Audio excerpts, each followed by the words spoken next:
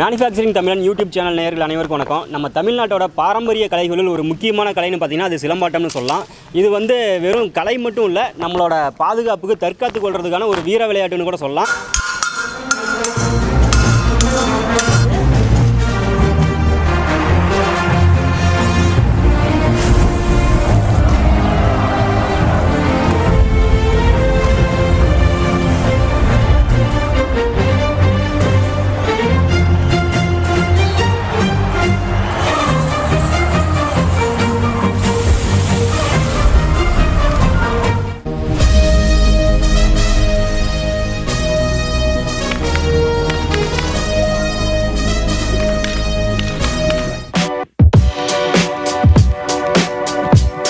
இப்போ நம்ம திருச்செங்கோடு ஏபிஜே கலாம் சிலம்ப தற்காப்பு கலை பயிற்சி மையத்தில் இருக்கோம். மையத்தோட ஆசிரியர் ராஜேந்திர பிரபு ஐயா இருக்கார். இவர் கிட்டத்தட்ட ஒரு 30 வருஷமாக இந்த பயிற்சி இதில் இருக்கார்.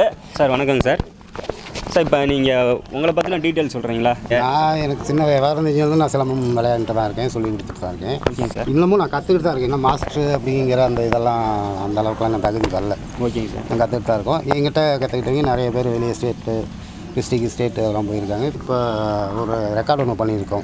ஓகேங்க சார். தியான்சந்த் பிறந்த நாள் முன்னிட்டு தேசிய விளையாட்டு தினத்தில் கரெக்டாக 2021 செகண்ட் வர மாதிரி ஒரு உலக சாதனை ஒன்று பண்ணியிருந்தோம். ஓகேங்க சார். அது பண்ணியிருக்கோம். இந்த மாதிரி நிறையா பண்ணியிருக்கோம்.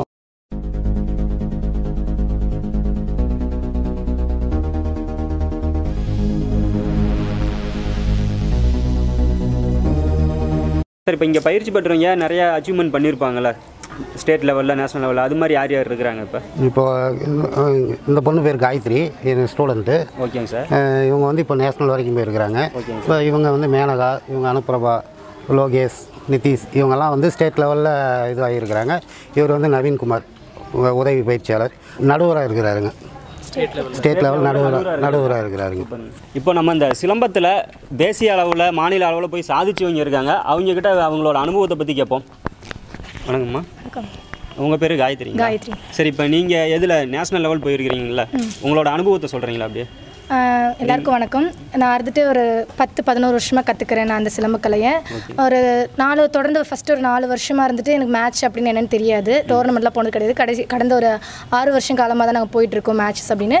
போன ஒரு ஸ்டார்டிங்கில் எங்களால் வின் பண்ண முடியாமல் அப்படி நிறையா தோல்வி கண்டிருக்கோம். அதுக்கப்புறமேட்டு நான் வர கவர்மெண்ட் மேட்ச்சு, அசோசியேஷன் மேட்ச் எல்லா மேட்ச்லேயும் போயிட்டு தொடர்ந்து வின் பண்ணிவிட்டு ஸ்டேட் போய் இப்போ நேஷனல் லெவலுக்கு போயிருக்கேன் நான்.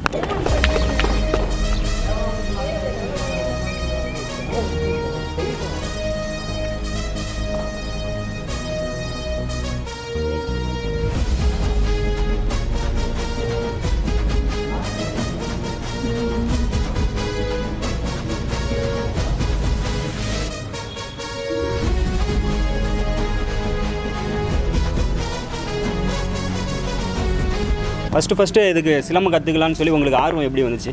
அவர் அண்ணா கற்றுருக்காங்க. இவங்க தான் என்னோட அண்ணா. ஓகே. அண்ணா கற்றுருக்காங்க. அண்ணன் இன்னொரு அண்ணா பெரிய அண்ணா இருக்காங்க. 2 பேரும் ஃபஸ்ட்டு சிலம்பம் கிளாஸ் போயிட்டுருக்காங்க. அப்போ நான் சின்ன பாப்பாவாக தான் இருந்தேன். ஸோ அவங்க கற்றுக்கும் போது எனக்கு அப்படியே ஆர்வம் வந்துச்சு. அப்போ நான் குட்டி பொண்ணாக இருந்தனால என்னையும் கூப்பிட்டு போனாங்க. இவங்களால தான் எனக்கு அந்த ஆர்வம் வந்துச்சு கற்றுக்கணுன்ட்டு. இப்போ நீங்கள் கற்றுக்க வராங்கும் போது வீட்டில் அப்பா அம்மாலாம் எதுவும் சொல்லலைங்க? எதுவுமே சொல்ல, நீ தைரியமாக உனக்கு ஓகே அப்படின்னா நீ போய் கற்றுக்கோ. ஏன்னா இது கற்றுக்கிட்டா பொண்ணுங்களுக்கு நல்லா வலிமை, மனதைரியம் எல்லாமே ரொம்ப அதிகமாகும். அதனால உன் பொண்ணு உனக்கு ரொம்ப அவசியம், போய் கற்றுக்கோ அப்படின்னு தான் சொன்னாங்க.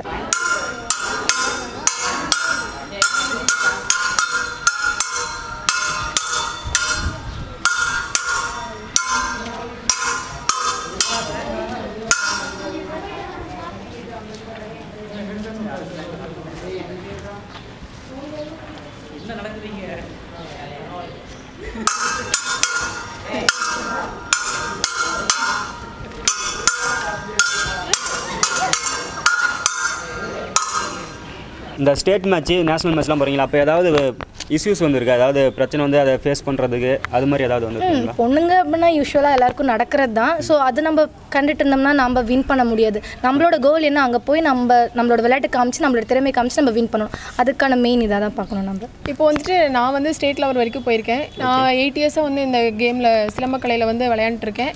வீட்டில் பார்த்தீங்க அப்படின்னா பேரண்ட்ஸ்க்கு முன்னாடி நான் தான் அவங்கக்கிட்ட போய் இந்த மாதிரின்னு சொன்னேன், இந்த மாதிரி ஒரு கேம் இருக்குது, நான் போய் கற்றுக்கணும் அப்படின்னு சொல்லி ஆர்வமாக சொன்னேன். அப்பா வந்து சரி ஓகே நீ பொண்ணாக இருக்க, உனக்கு எல்லாமே ஒரு யூஸ்ஃபுல்லாக இருக்கும், நீ போய் கற்றுக்கோன்னு சொல்லி சொன்னாங்க. அதுக்கப்புறம் நான் போயிட்டு உள்ளே ஃபஸ்ட்டு போனேன். அப்புறம் மாஸ்டர் தான் பார்த்து இந்த மாதிரி 8 இயர்ஸாக வந்து இப்போ கற்றுட்ருக்கேன். நானும் போய் ஒரு 2-3 இயர்ஸாக வந்து எனக்கும் இந்த டோர்னமெண்ட்டு இதெல்லாம் எதுவுமே தெரியும், மேட்ச் பற்றி எதுவும் தெரியாது. அப்புறம் இப்போ ஒரு பக்கமாக ஒரு 5 இயர்ஸ் 6 இயர்ஸாக தான் இந்த மாதிரி கேம்க்கெலாம் கூட்டிகிட்டு போகிறாங்க. அங்கே போய் நிறைய இஷ்யூஸ் எல்லாம் வந்திருக்கு. ஸோ அதெல்லாம் ஃபேஸ் பண்ணி நாங்கள் கேம் விளையாண்டுருக்கோம். நிறைய அடிபட்டிருக்கு எங்களுக்கும். அந்த அடியெல்லாம் இது பண்ணி நாங்களும் சகஜமாக வந்து அந்த கேமில் விளையாண்டு எங்களுக்கான திறமையை காட்டி நாங்கள் வந்து வின் பண்ணி நிறையா பேர் வாங்கியிருக்கோங்க சார்.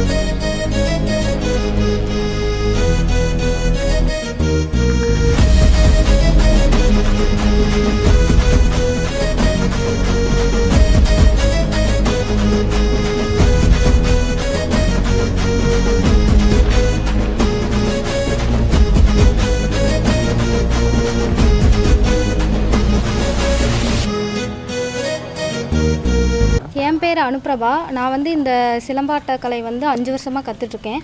நான் ஃபஸ்ட்டு வீட்டில் கேட்டப்போ வந்துட்டு நீ பொண்ணாக இருக்க, உனக்கு எதுக்கு இந்த சிலம்பம் அப்படின்லாம் சொன்னாங்க. நான் இருந்துட்டு இல்லை எனக்கு இது வேணும், எனக்கு பிடிச்சிருக்கு, நான் போய் கற்றுக்கணும் அப்படின்னு சொல்லிட்டு நான் கற்றுக்கிட்டேன். அதுக்கப்புறமா அவங்களே இப்போ வந்து இதை பார்த்து அவங்களுக்கு புரிஞ்சு இது நமக்கு தேவை அப்படின்னு சொல்லிட்டு என்ன அவங்களே போன்னு சொல்கிறாங்க. அந்தளவுக்கு நாங்கள் இப்போ எல்லாம் விளாண்டு இது பண்ணியிருக்கோம்.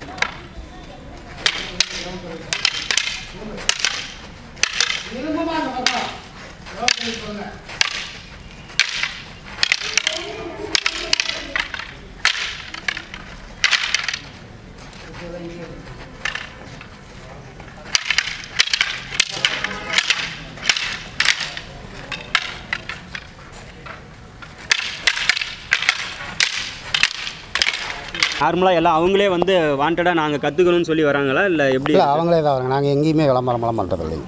மற்ற டீம் மாதிரி நாங்கள் வந்து போஸ்டரோ பேனரோ விளம்பரமோ அதெல்லாம் எதுவுமே. இப்போ இவருக்கு தெரியுது, உங்கள் பேரண்ட்ஸ்க்கு தெரியுது அப்படின்னா அவங்க இன்னொருத்தங்க சொல்லுவாங்க, இங்கே வந்தாக்கா சிறப்பாக இருக்கும், உங்கள்கிட்ட கண்டிஷன் பண்ணி நல்லா சிறப்பாக சொல்லி கொடுக்குறாங்க அப்படின்னு. அதே மாதிரி தமிழ்நாட்டில் பார்த்திங்கன்னா தமிழ்நாடு சிலம்ப விளையாட்டு கழகம் தான் ஒரிஜினல்.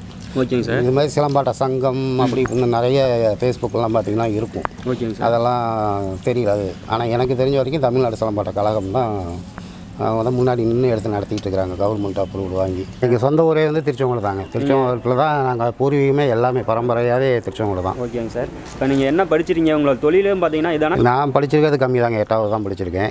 நான் வந்து தொழில்னு பார்த்தீங்கன்னா லாரி பாடி பில்டரில் டிங்கராக ஒர்க் பண்ணேன். அதுக்கப்புறமேட்டு இல்லை அப்படின்னு சொல்லிட்டு இந்த கலையே நிறைய பேர் மிஸ்யூஸ் பண்ணுற மாதிரி தோணுச்சு. அதனால் இதை நம்ம தான் ஏதோ ஒன்று பண்ணணும் அப்படிங்கிறதுனால இதுவே முழு நேரமாகவே வந்துட்டாங்க. சரிங்கய்யா. இப்போ உங்கள் மூலிமா எத்தனை பேர்த்துக்கு பயிற்சி கொடுத்துருக்குறீங்க? என் மூலிமா கரெக்டாக சொல்ல முடியாதுங்க. ஒரு மதிப்புக்கு ஒரு 100-150 பேர் மேலே பயிற்சி எடுத்துருக்குறாங்க. அதில் வெளியே மேட்சுக்கு போனீங்கன்னா ஒரு 60-70 பேருக்கு மேலே மேட்ச் எல்லாம் போய் விளையாண்டு வின் பண்ணி எல்லாம் விருதெல்லாம் நிறையா வாங்கியிருக்கிறாங்க. சரிங்க. இப்போது நம்மகிட்ட நவீன்குமார் இருக்கார். இவர் பார்த்தீங்கன்னா தமிழ்நாடு அளவில் போட்டிகளுக்கு நடுவராக இருக்கார். அதை பற்றின அனுபவம் அவருக்கு கேட்போம். வணக்கங்க. வணக்கம் சார். இப்போ நீங்கள் தமிழ்நாடு அளவில் நடுவராக இருக்கிறீங்களா சிலம்பாட்டத்துக்கு? அதில் நீங்கள் ஃபஸ்ட்டு எப்படி செலக்ட் ஆனீங்க? எது மூலிமா உங்களுக்கு அந்த வாய்ப்பு கிடைச்சது அதை சொல்கிறீங்க? அது வந்துட்டு தமிழ்நாடு சிலம்பாட்ட கழகம் அவங்க தான் எனக்கு வந்துட்டு நடுவர் மாநில அளவில் வந்துட்டு நடுவர் இது கொடுத்துருக்காங்க. ஃபஸ்ட் நம்ம பார்த்திங்கன்னா டோர்னமெண்ட்டில் டிஸ்ட்ரிக்ட் ஸ்டேட் வரைக்கும் தான் நம்ம பார்ட்டிசிபேட் பண்ணோம். அவங்க பார்த்துட்டு இந்த மாதிரி ஊட்டியில் போன வருஷம் ஒரு கேம்ப் ஒன்று நடத்துனாங்க. அதில் நேஷனல் ரெஃப்ரிக்கான கேம்ப்பு. அது போய் எல்லாமே அட்டன் பண்ணும்போது பார்த்திங்கன்னா ஸ்டேட் லெவல் ரெஃப்ரி அப்படிங்கிறது எனக்கு கொடுத்தாங்க. ஓகே, வாழ்த்துங்க. நன்றி.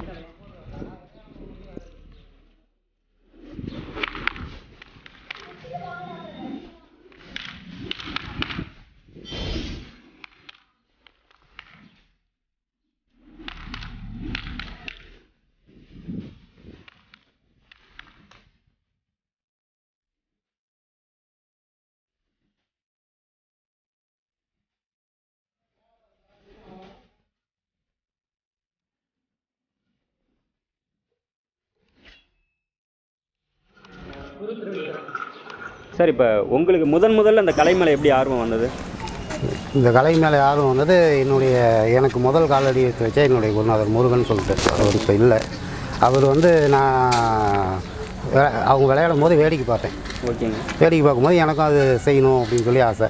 அப்போ வந்து நான் ரொம்ப குட்டி பையனாக இருந்ததுனால அவர் வேணாம் அப்படின்னாரு. அதுக்கப்புறம் மறுபடியும் நான் ஓரளவுக்கு வளர்ந்தோடனே என்னை வீடு தேடி வந்து தொலைவி பிடிச்சி கூட்டிகிட்டு போயிட்டாங்க. அப்போ வந்து எனக்கு இன்ட்ரெஸ்ட் இல்லை நான் வரல அப்படிங்கிற மாதிரி இருந்தேன்.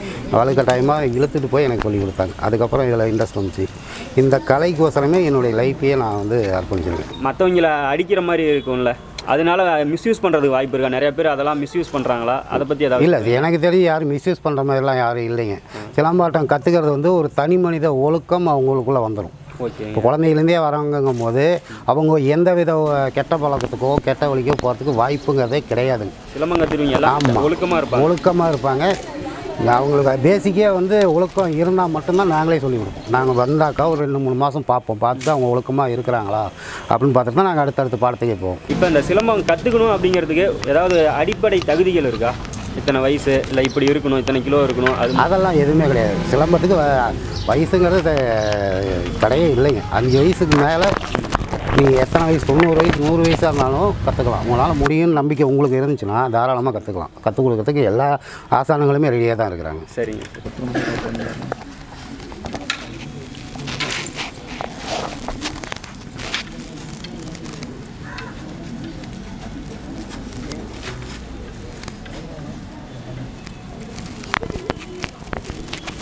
இப்போ இவங்க 2 பேரும் பார்த்தீங்கன்னா கொஞ்சம் கூட தண்ணி கீழே சிந்தாமல் அழகாக செஞ்சாங்க. அவங்களுக்கு நம்ம சேனல் சார்பாக வாழ்த்துக்கள் தெரிவிச்சுக்கலாம். சரிங்க. இப்போ இந்த சிலம்பம் வந்து நமக்கு எங்கெங்கெல்லாம் உபயோகப்படும்? இப்போ ஏதாவது பிரச்சனைனா அங்கெல்லாம் யூஸ் பண்ணலாமா? எந்த மாதிரி இடத்துல யூஸ் பண்ணலாம், எங்கே யூஸ் பண்ணக்கூடாது? நல்ல கேள்வி கேட்டுக்கிறீங்க. இந்த கேள்வி ரொம்ப வரவேற்கத்தக்க கேள்வி. எனக்கு ரொம்ப பிடிச்சிருக்கு. ரெண்டாவது, நிறைய பேர் நினச்சிக்கிறாங்க சிலம்பம்லாம் குச்சி இருந்தால் மட்டும்தான் சிலம்பம் அப்படின்னு நினைக்கிறாங்க. கிடையவே கிடையாது. குச்சியெல்லாம் கொடுக்கறதுக்கு முன்னாடியே நாங்கள் வந்து அடிமுறை, கால் அடிமுறை, கை வரிசை இதெல்லாம் சொல்லிடுவோம்.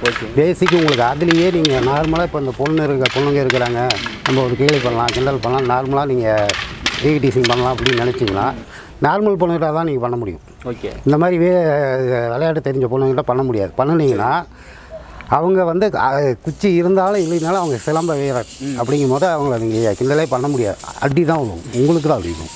பேசிக் நாங்கள் அதுக்கு தான் ஃபஸ்ட்டு ட்ரைனிங்கே நம்ம கொடுப்போம்.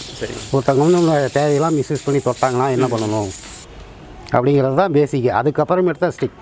ஓகே. அதனால் நீங்கள் அதெல்லாம் கிடையாது. ஸ்டிக் இருந்தால் தான் சிலம்பம். சிலம்பத்தில் சில இதெல்லாம் வந்து நம்ம நடக்கும் போதே செய்யலாம். நார்மலாகவே சிலம்பம் இருந்தது ஸ்டிக் இருந்தால் தான் சிலம்பம் சுற்றணும், ஸ்டிக்கு தேவை அப்போ தான் தப்பிக்கும், அது கிடையாது. தவறான இது நிறைய பேர் அப்படி தான் நினச்சிட்டு இருக்கிறாங்க. அது தப்பு.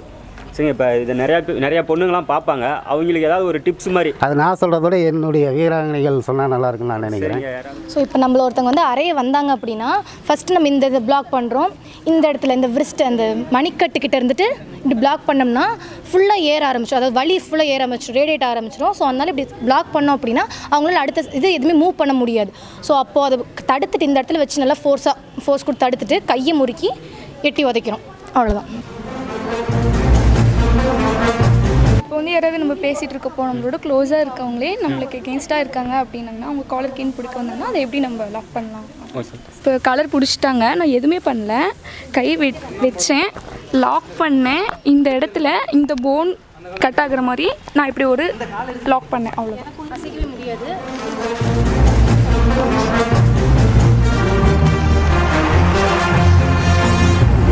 இப்போ பார்த்தீங்கன்னா நமக்கு தெரியாத மாதிரி நமக்கு பின்னாடி வந்து நம்மளை கழுத்து பிடிச்சி லாக் பண்ணிட்டாங்கன்னா அவங்ககிட்ட இருந்து எப்படி தப்பிக்கிறது அப்படிங்கிறத செஞ்சு காட்ட போகிறாங்க. இப்போ அவங்க நம்ம பின்னாடி வந்து லாக் பண்ணுறாங்கன்னா நம்மளால எந்த சைடுமே அசைய முடியாது, முன்னாடி போக முடியாது, எங்கேயும் போக முடியாது. நம்மளோட இந்த காலை அவங்களுக்கு பின்னாடி எடுத்து வச்சோம்னா பாடி இருந்துட்டு கீழே காலில் எந்த வெயிட் வராது, இங்கே இருந்தால் வெயிட் ஏறும். ஸோ அவங்க இங்கே லாக் பண்ணியிருக்கும் போது நம்ம 2 காலையும் பிடிச்சி ஆட்டோமேட்டிக்காக தூக்கணும், வெயிட் இருக்க மாட்டாங்க. ஸோ அப்போ நம்ம தூக்கி நம்மளோட காலில் வச்சு ப்ரெஸ் பண்ணோம்னா அவங்க கீழே விழுந்துருவாங்க.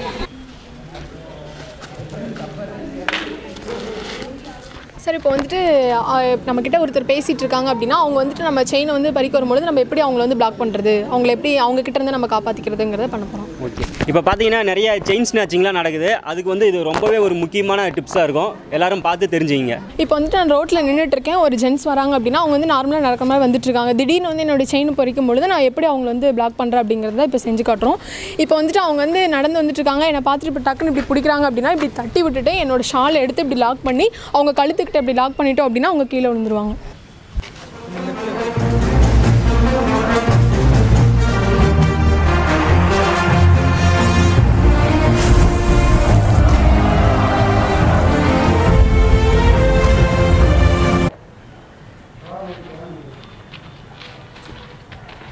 வந்துட்டு இப்போ யாருனே தெரியாத நம்ம ரோட்டில் போயிட்டு இருக்கும்போது ஒருத்தன் வந்து நம்ம மேலே போய் கை வைக்கிறான்னா நம்ம வந்து ஃபஸ்ட்டு அவன் கை கட்டை விரலில் வந்து லாக் போட்டு ஒரு ஸ்டெப் வந்து பேக் போய் அவனை வந்து முன்னாடி இழுத்து தூக்கி போட்டோம்னா அவன் கீழே விழுந்துருவான். இது இவனுக்கு சொன்னனால இவன் வந்து பல்ட்டி அடித்தான். இதே நம்ம வந்து ஆள் தெரியாதவங்கிட்ட செஞ்சோம்னா அவங்களுக்கு தெரியாது, அதனால் அவங்க கீழே விழுந்துருவாங்க.